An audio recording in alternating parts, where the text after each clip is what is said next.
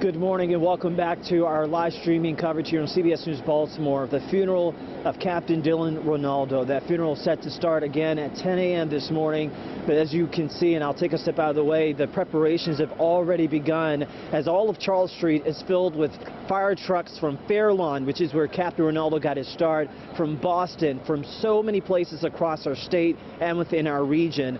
And as they work to, remember this hero today, again, it's somber, but it did bring light to how this all happened. And two of the four buildings that caught fire on Linden Heights Avenue just 2 weeks ago were vacant at the time. Now all four have a vacant building notice issued. Here's Paul Gessler's report from last week on the progress the city is making on the vacant building crisis.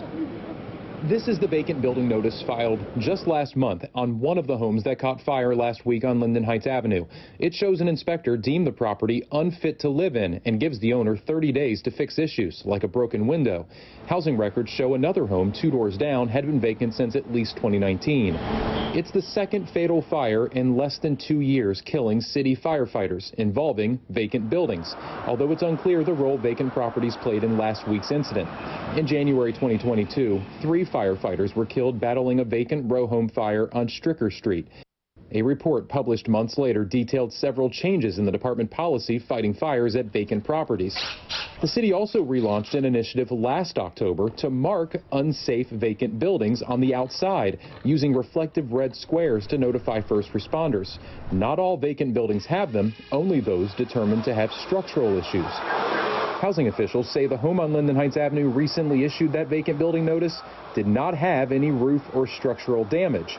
It's unclear this time whether it was flagged with any markings labeling it unsafe or whether dispatch notified firefighters responding to the call.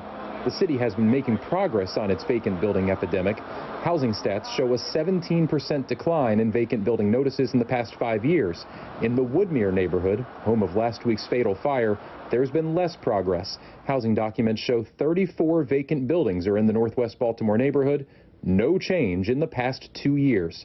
I'm Paul Gessler reporting for WJZ.